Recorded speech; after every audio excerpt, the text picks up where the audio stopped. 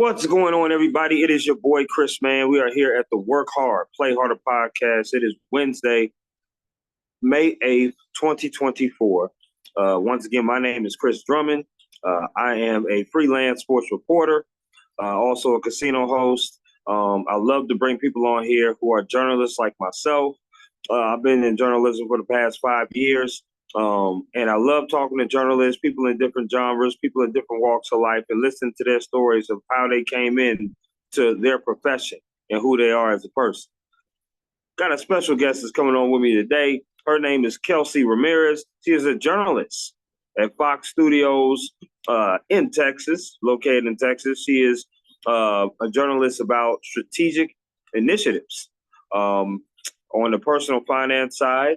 This is somebody that's won a Folio Rising Stars Award back in 2019. She went to the University of Texas in Arlington. So she's somebody who I definitely want to get to know, talk to, break bread with, and be able to understand her why of doing what she does. So without any further ado, I bring to you the wonderful, the talented Kelsey Ramirez.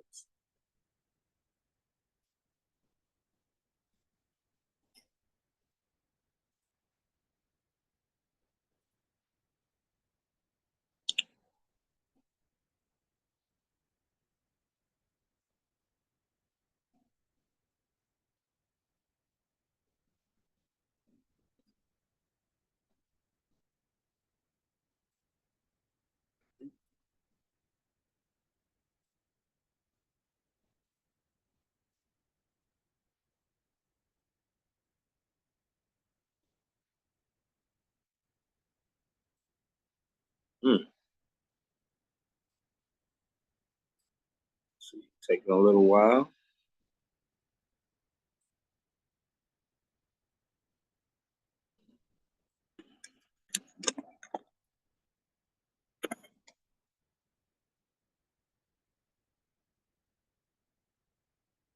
There you go.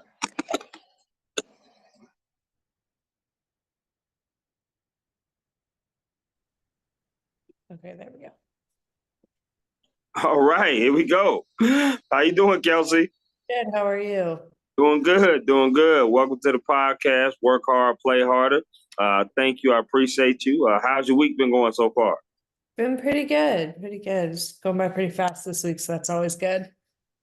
That is always good. No question, no doubt. I just want to kind of reiterate to you why I wanted to bring you on before I start peppering you with all kind of questions. Um, you're a journalist, I believe, associated with Fox Studios. Your title is Strategic Initiative, if I'm not mistaken. So you kind of write on the personal finance side, write and edit. Yeah, so I don't write as much anymore. I'm more editing than anything else, but I will occasionally write a few things. Okay, so I'm a journalist as well. I do sports, different genre, obviously, but I love talking to different journalists of their why, of why they came into journalism, the media, and listening to their stories. Everybody has a story to tell. Everybody's unique, different, but I also like to get to know you on the personal side. So I have fun questions in here as well to ask you, just to kind of icebreakers and kind of break the ice a little bit. So I just want to kind of get your why, and also maybe some favorite things that you've done so far and what you've been doing. So that's why I wanted to bring you on to the show. So once again, I thank you. And with that being said, I start off with this question on my podcast every guest that I have, and that is, what is your why? What is the why that you got into journalism? How did you grow up? Meaning, did you always know you wanted to be a journalist? Was there role models that inspired you? Like, what is your why of getting into this industry? Think I'm pretty lucky. I found my why pretty early on, which is was really great. My grandmother was an English teacher, and I was really close with her. And there was when we would go over to her house, we used to just go play outside, and it was raining one day. So we were like, "Oh my gosh, what are we gonna do? There's nothing to do here," and we were all bored. And she told me, she's like, "You should write something." I was like, "What, just like write something?" I'm like, like, write what? She's like, write a story, just write something. And, her being an English teacher, she kind of helped me flush that out. And so I did. I was in second grade and Wow. I wrote a little story because I was like, okay, grandma said to write it, I'm gonna write it. Mhm. Um, so I wrote it and turns out it was actually pretty good. My second grade teacher was all impressed. She made me read it to the class. And this thing kind of went off in my mind, like, oh, I'm actually good at this. Like, this is actually fun. I can do it. So from that moment on, I knew I was going to be a writer. Wow, 7 years old. Do you remember the story? What was the story called? It was The House That Shrunk. It was just I made up a story of how beavers were pushing the house in to make way for their dam they were trying to build. I was just being Wow. silly, but apparently apparently it was pretty good for my age, so I would say so. Wow, that's pretty impressive, Kelsey. It really is. Okay, beavers and dams at 7 years old. I love that. That's yeah. awesome. Um, you went to the University of Texas in Arlington, right? I Yeah. want to know what other schools could have persuaded you from going to that school? Did you apply to any schools, or did you know that you always wanted to go to that particular college? Yeah, so I actually ended up going there because I lived in the Dallas area and that was close to home. I think there were a lot of schools that I probably would have preferred to go to. Hmm. But finances were tight when I was growing up, so I kind of had to get something close to home what I could afford. And that was a really great option for me. I was able to commute to school. Um, so that's what I ended up going with. And then it turns out once I got there, they actually had a really great journalism program. Their student newspaper was one of the top in the nation, so it really worked out for me. What were some other schools? If you can give me a couple, what were some schools that you had in your mind? I love Texas A&M.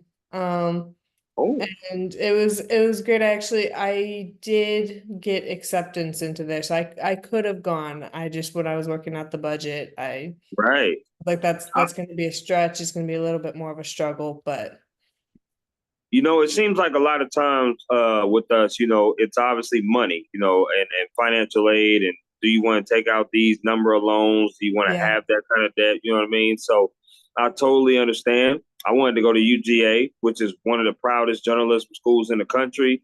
But with them being a private, institution, I was like, nah, I can't do that. I'm gonna have to go to Kennesaw State, which that's where I went to and got my undergrad, which was in Georgia, Atlanta, Georgia. It was only 20 minutes away. It was a state school. I could drive there, like you said, commute to school and save a Yeah. lot of money. So I totally understand that for sure.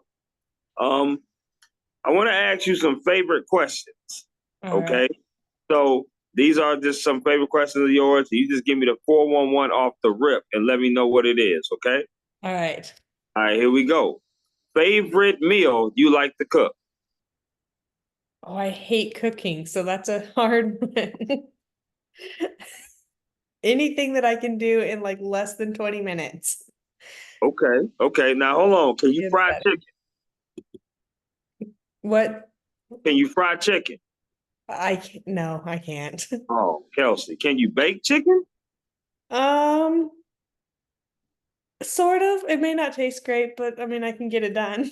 Okay, okay, hold on. No, It's we worth can't it. move on to the next question. We got to get something. We got to get something, Kelsey. What is something that you can make under 20 minutes that you are confident that you can Uh, make? chili. That's a good go-to. I can do chili. Okay, I can rock with doing some chili. It gets, it's a nice hot meal. Now, here's the thing. Do you eat cheese with your chili? Yes, absolutely. Okay, all right, we can be friends. We good. We good.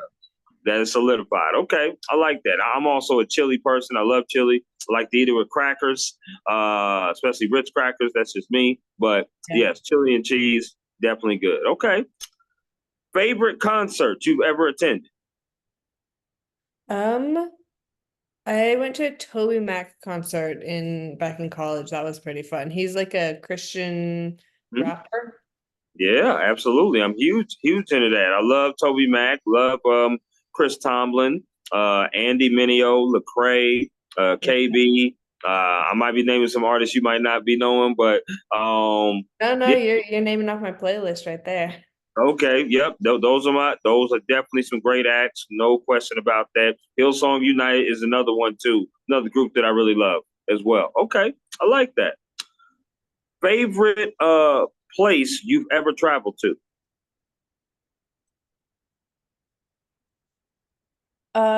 Mexico City, we go a lot. My husband's family is from there, but this place we went a couple years ago where he took me to like downtown and we actually saw some of the sights. It was actually like a really beautiful city. When Okay. when we go see the sights.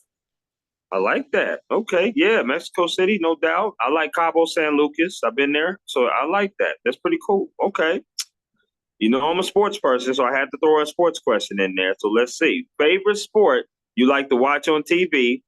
Favorite sport you like to attend in person? Could be the same sport. Yeah, it's gotta be the same sport, football, for sure. Hey, okay. Now, are you a Cowboys fan? Yeah, yeah, all the God way. bless your heart. God bless your heart. I know it's sad, but But it's okay. I mean, you're in Dallas. That's where you work. You went to school in Arlington, which is not that far from Dallas. So I kind of get it. Are you a Rangers fan too? Are you a baseball fan?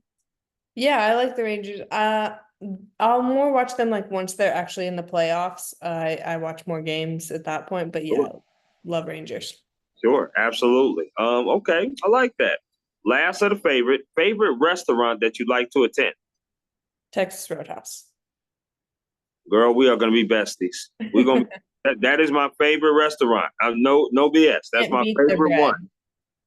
Those cinnamon rolls. That cinnamon bread, however you want to call it, Yeah. is why. I mean, it's so good. It really is. Can't beat it. Okay, I like that. My second favorite is Longhorn Steakhouse. But yeah, Yeah, they're good too. They're good too. absolutely. Okay, did pretty good on the favorite, Kelsey. Now, I was reading and doing some research, and you won a 2019 Folio Rising Stars Award. What was that? What is that? What's the Folio Rising Stars Award, and what did you win it on? So Folio gives out awards to like journalists and they have different ones. I've also won a Folio award for my magazine that I used to produce. And then the Rising Star was just I was early on in my career or earlier on than now and I was kind of like moving up the ranks. I was seeing some really good returns on the company I was with at the time. I think it actually had to do with newsletter growth and magazine growth. Just seeing those numbers grow in our viewership. Wow, I mean that's pretty impressive for you to win the award. I mean I mean because there's other people that's probably considered, but you was able to win it, so that's pretty amazing. What what would you say from a previous job that you've had that you've taken some tools and applied to in this job, right? Even with the job you had with Housing Wire, the magazine, what is some things that you have taken from those jobs that you now apply to your job at Fox? Um, I mean, yeah, I think Housing Wire was my first job out of school, so I really that's kind of where I learned how to be a journalist. I had a boss there who was really great, and he really pushed us pretty hard. And at the beginning, I didn't always like it because he's like, "Hey, you got to learn to figure this out," and I'm like, "Just tell me." Um, Right. but him pushing us like that and just making us like go for it, figure it out on our own. Like, how do you get to the bottom of a story? How do you find the sources that you need when you have a tip, but that's all you have? Like, how do you actually follow through and figure out what is actually going on? And just like going through that experience there's really given me a lot of confidence, I think, in my career and where I am now.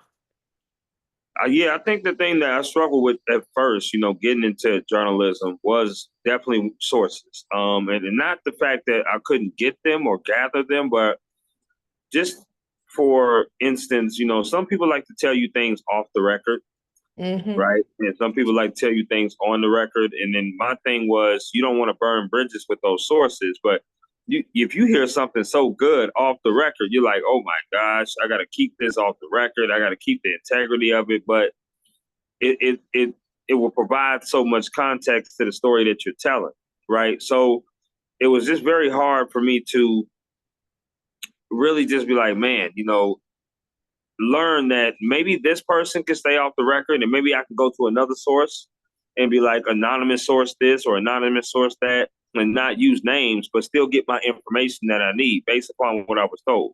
I started to learn that further as I went into journalism. I think another thing for me that I struggle with as far as picking up tools, I cover sports, so sports is a win-loss type of thing. It's a results business.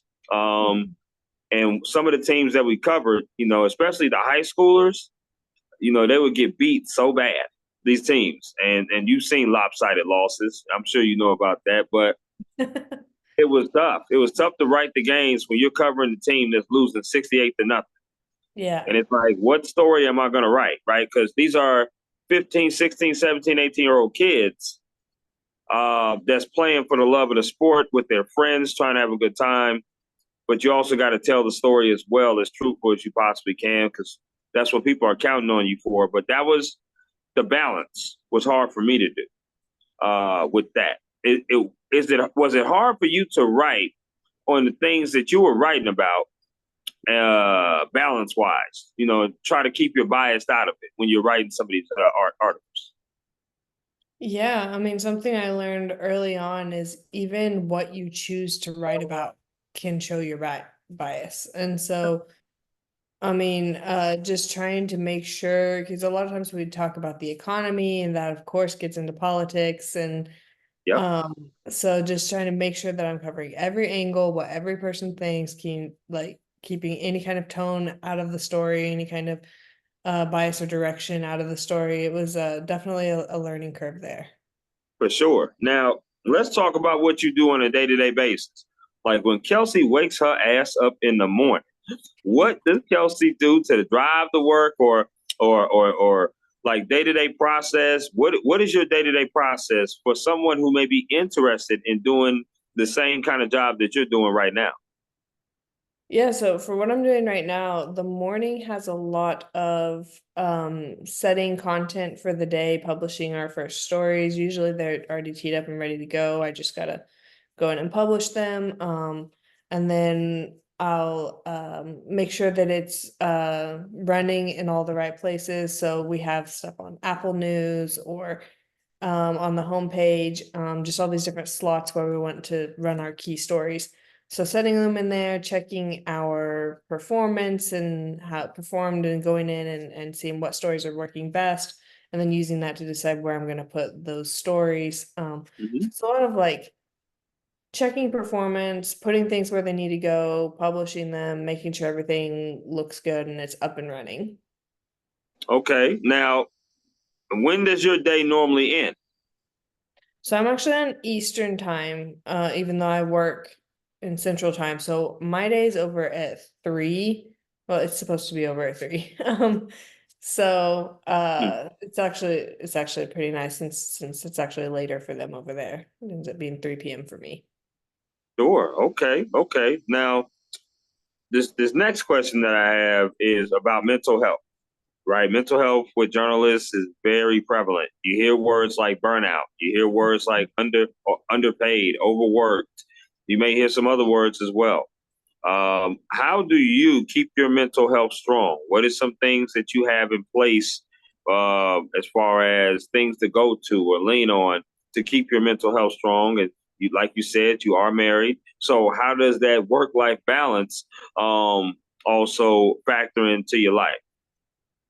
Yeah, that's a really great question. So I think over the past few years, my fitness routine has become really big in my life. I do notice anytime I miss a week or something of working out, I really start to feel it. And it's not even so much a physical as it is more of a mental stress. So just keeping up that fitness routine. I right now I'm actually practicing I want to run a half marathon after the summer. So gearing up for that. I do strength training during the summer. We go biking with friends, and we bike different trails in the area. So keeping up that routine has really helped like alleviate stress and get all of those toxins out. And then the rest, as far as work-life balance, my life is kind of crazy. I have 2 toddler, well, a 5-year-old and a 3-year-old. Okay, So kids too. Okay. managing the work-life balance can be a little crazy. The fortunate thing is my job now, they're really great about, if you need some time off, just feel free to take it. We have a really great time off policy, or a lot of flexibility when it comes to needing to take off early for, the kids' school activities, or come in late, that sort of thing. It's a really relaxed team and a great environment. So it really does give me the time to invest in them as well as get my work done. Absolutely. Being a mother, being a wife, being a journalist is very hard. I commend you on that.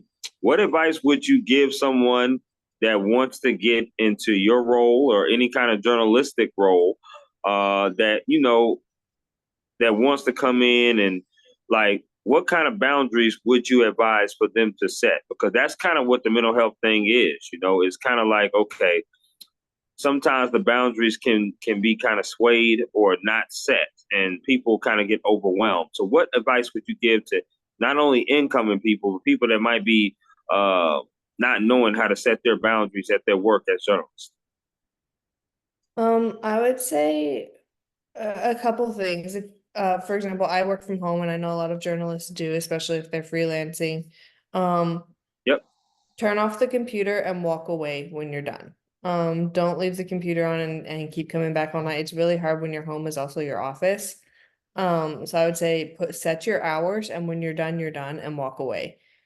The other thing would be, I know journalism is a very deadline based business. Yes, Whether it you're is. a freelancer on staff, and that can be, sometimes there might be days when you have to work later, and there might be days when you have to work late to get a deadline in, and that's going to happen. But there will also be days when you do have a more relaxed schedule, and I would say take advantage of those days. Don't worry, things that don't have to be done right this second. If you are having a more like, put them off till later. It's fine to put them off sometimes. Uh, you don't need to constantly, fill up your plate and stay working late or stay doing all those things. Because a lot of times in journalism, you don't just like finish your jobs for the day and you're done. There's a lingering story. There's always another interview. You can make another call. You could make something else you could check. And Sure. so knowing when to just turn it off and the rest can wait till tomorrow can be a really beneficial skill. I think that, and I love that answer, by the way. On here with Kelsey Ramirez, journalist for uh, Fox Corporation, Work Hard, Play Harder podcast. I liked your answer. And let me reiterate a couple things that you said before I get to the next question. The hardest thing for me to do, to set boundaries, was hours. What you just said about turning off the laptop, walking away from it. The hours were very hard because I work in sports. So when you work in sports, everybody knows sports are nights and weekends. And it's not something of a business hour kind of thing. And my mental health was starting to get affected because I was like, man, I felt really lonely. I'm already moving out to Minnesota where there's no one here. There's no family. My mother and aunt, uncles in Georgia, my father, stepmother, brothers in New York, and I have other family in Chicago as well. So close to Minnesota, but not any intermediate family. My mental health was definitely getting affected with the hours because I was working 2 to 12. And nobody wants to hang out at midnight on a Tuesday. I mean, that's just not what it is. So it was definitely tough. I know for me, I write poetry. I also got into a fitness routine. I totally understand when you say when you take those few days off, your body does feel it. There's no question. But I've gotten into a routine, and I've also called back home to moms and dads and talk to them every now and then. Just check on them, make sure they're doing okay.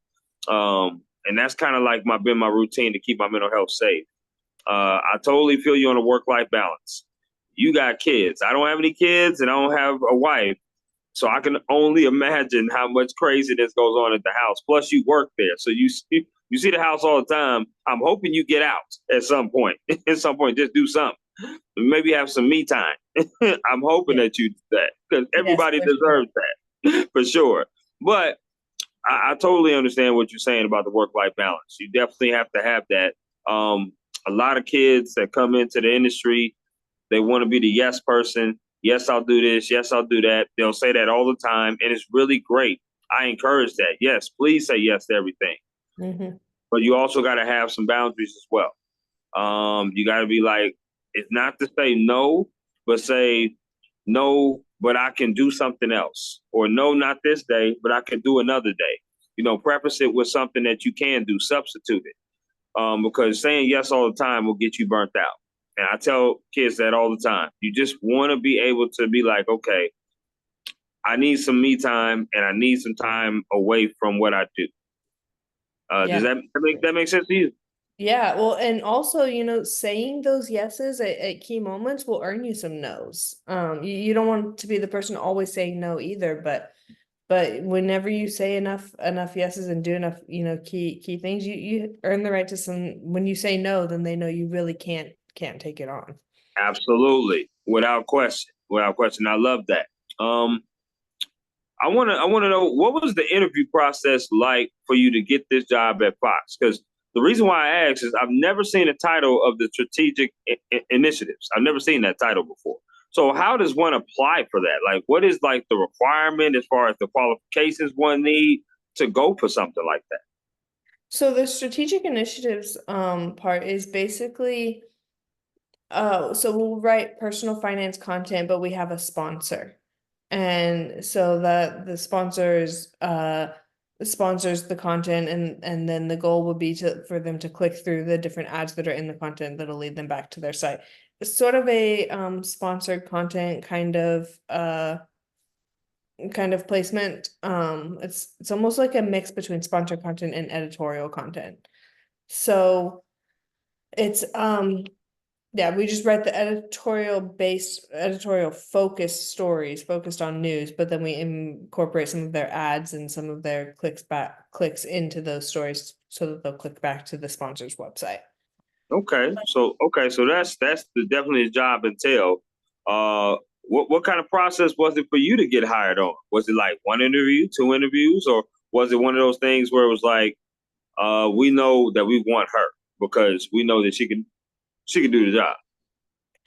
So I think it's a little bit of a mix. I would say when I always tell young journalists, when you're first starting off, you may not know exactly what kind of journalism you want to do, but find a niche and then specialize yourself. Because if you specialize yourself in something that everyone wants, then it makes it easier when you're trying to find new jobs later on.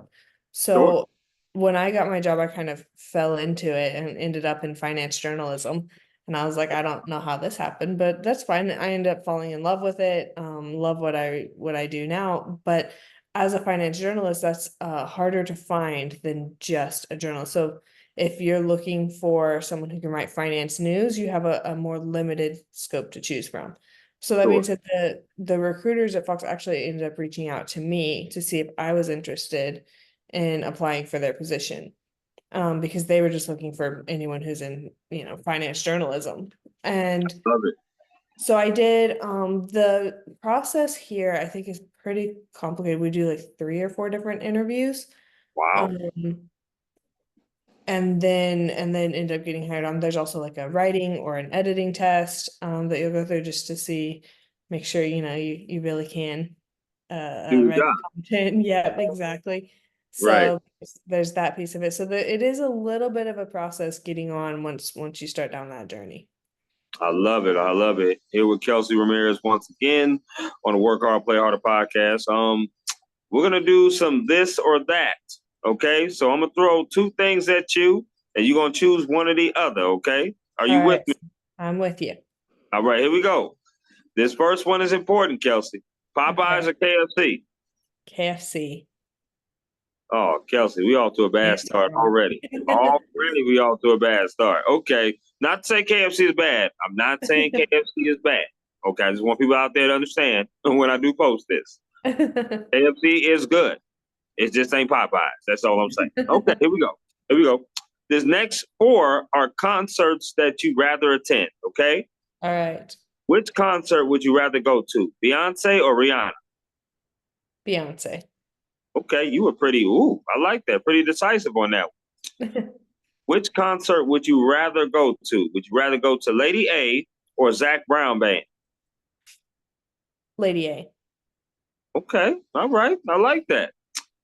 Which concert would you rather go to? Would you rather go to Carrie Underwood or Taylor Swift? Oh, I'd have to do Taylor Swift.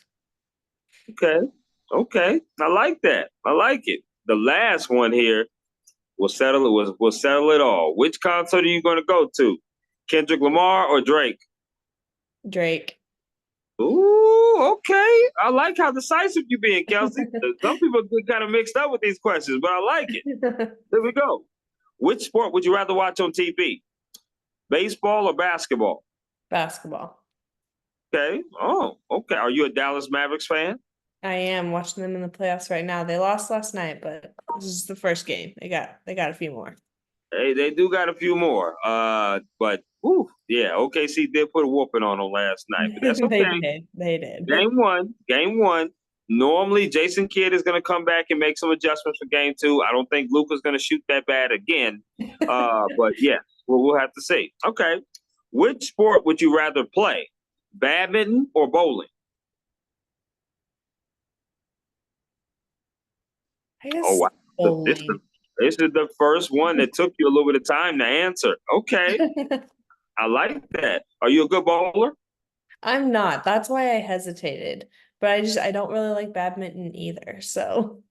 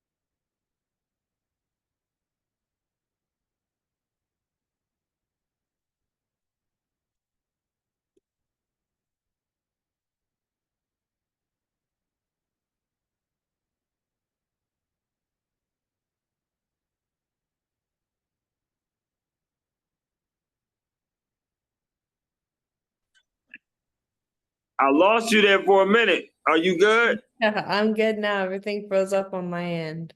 I was like, man, what? I was like talking, and then your head like was a certain direction, and then all of a sudden your head wasn't moving. I was like, oh, I think I lost it. That's okay though. We're back and we're rocking with it. Okay. So you said bowling. I was asking you, are you a good bowler? Yeah, so I am not. I'm really not, but I don't like badminton either. So that's why I hesitated. I didn't know which to choose. I understand. I get it. Listen, it's okay. The lesser of two evils is pretty much what it is. I Yeah, totally pretty understand. much. Here we go. Are you a dessert person? If it's chocolate. Okay.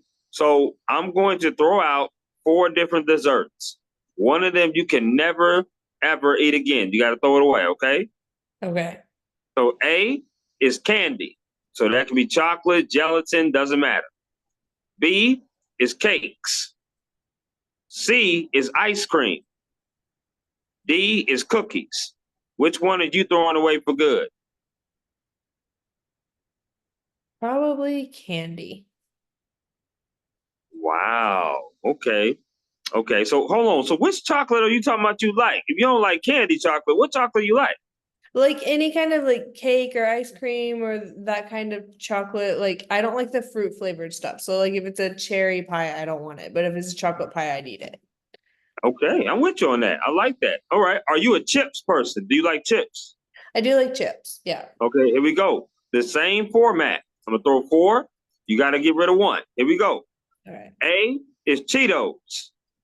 B is Doritos. C is Ruffles. D is Lay's. Which chip are you getting rid of? Ruffles. Oh, Oh, Kelsey. Oh, You know, I Ruffles. cannot remember the last time I've even had Ruffles. They got sour cream and cheddar. That's one of the best chips ever made in Oh, Ruffles. can't do it. Can't do it. Okay, okay, I understand. I'm with you on Doritos and Cheetos. I would have got rid of the Lay's, Yeah. but that's a tough decision too because I also like sour cream and onion with the Lay's. Also like the barbecue Lay's. I like that. Barbecues are good. Yes, very good. Okay, I feel it. I feel it. Wow.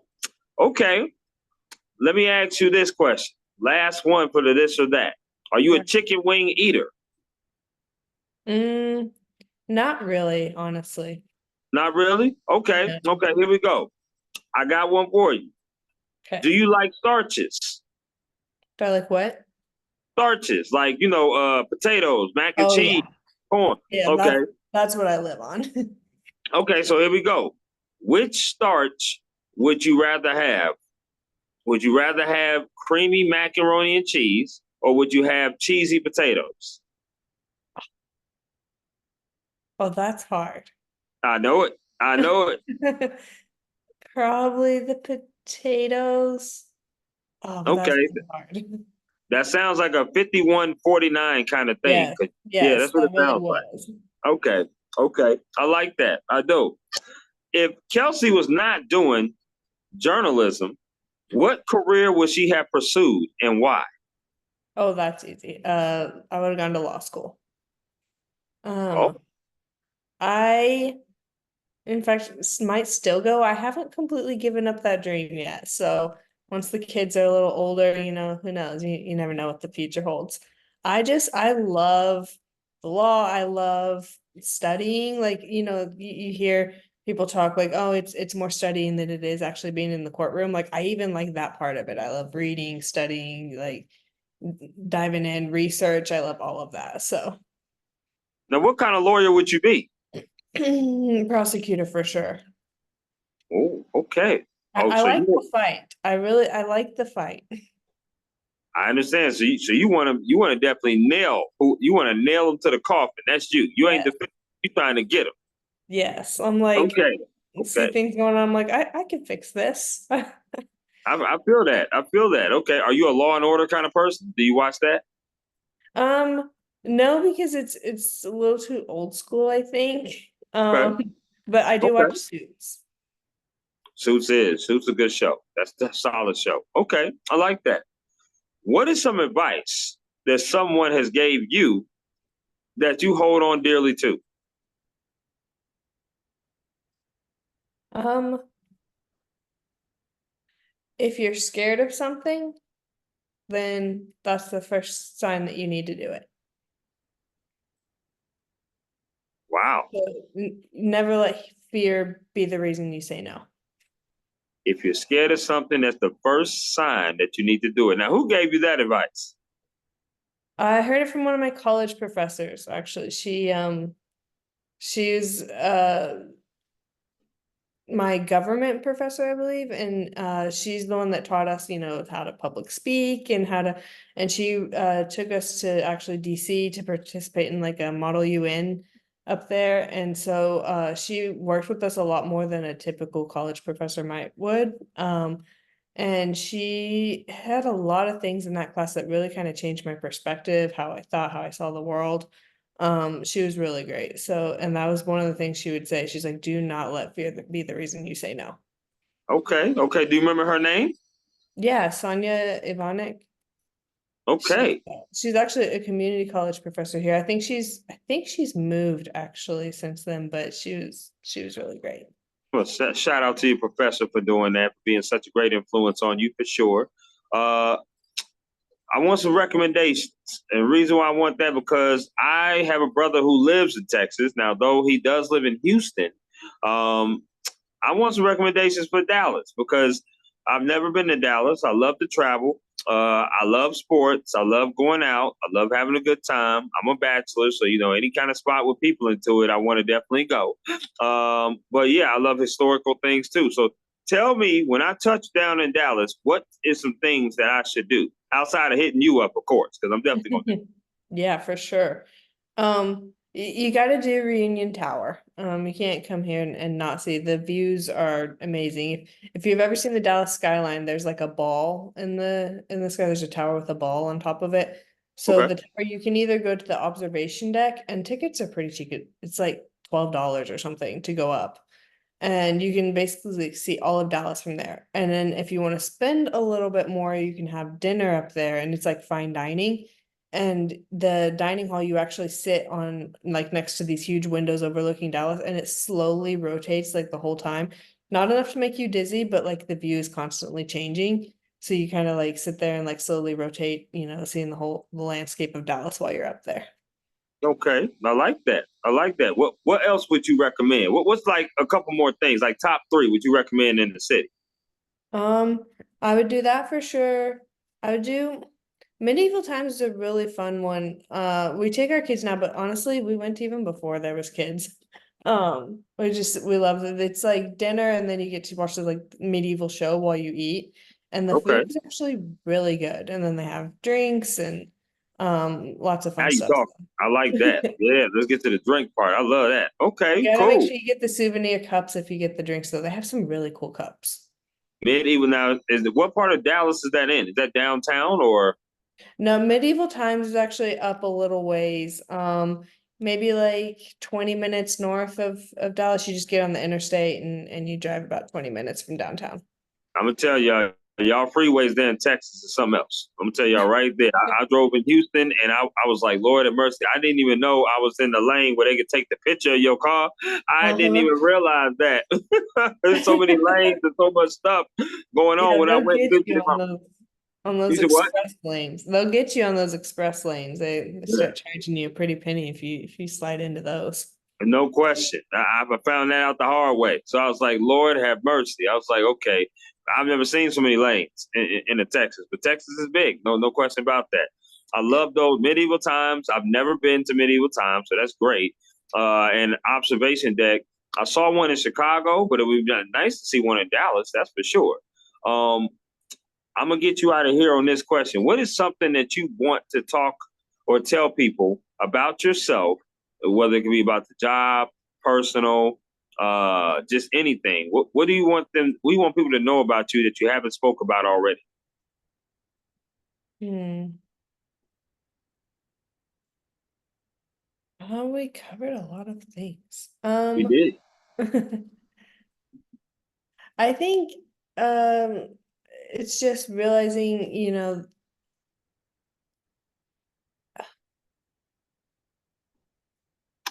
This is the question I got you stumped a little I know bit. I you got you stumped me a stumped a little little bit. bit. I like it. I like it.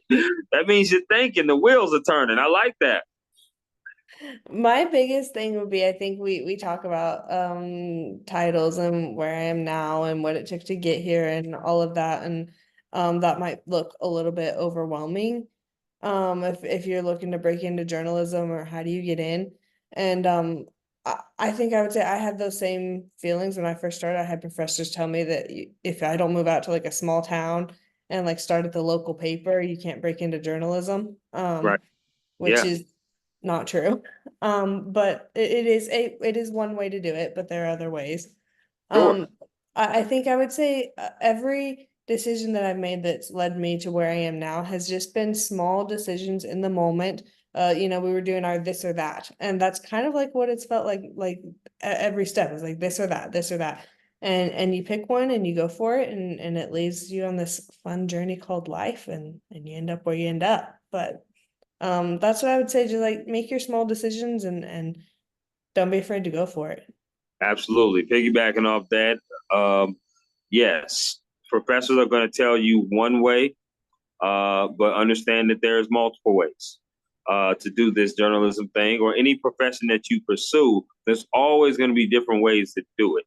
They're going to tell you the best way that they know how because that's what they have learned and pursued. When it's always great to get advice from people that have experience into what you're going to. That's always great. You should always do that. But Hmm. you also have to carve your own path. And your own path is your own path. However, what journey, whether it's long way, short way, doesn't matter. You just have to carve your own path. So yes, I totally agree with what you're saying. every small decision leads to another decision that, leads you to the path that you're supposed to be on. So I truly do believe that. Kelsey, this has been absolutely great. I think I've gotten to know you a little bit. You're not a bowler, not a chicken wing person, but you love starches. You edit quite a bit. You've won Folio Awards. You're pretty much homegrown there in Texas. And you're doing a great job being obviously a terrific editor, writer, mother, wife, all the above. I really do appreciate you coming on here to my Work Hard, Play Harder podcast. If anybody will check this out, please follow Kelsey on LinkedIn. That's Kelsey Ramirez. And reach out to her if there's a question that you have about her or the business or what she does that I didn't ask. Please, as I always do with every guest that I have on here. Is there any other social media platforms people can follow you on? I'm on Twitter. If you want to look me up, it's Kels_Ramirez. Yeah. Okay, I'll add you on there too. And yes, please follow her. You take care and enjoy the rest of your Wednesday afternoon, day, and we will be in touch. Sounds good. Thanks for having me. No doubt. You take care. Bye.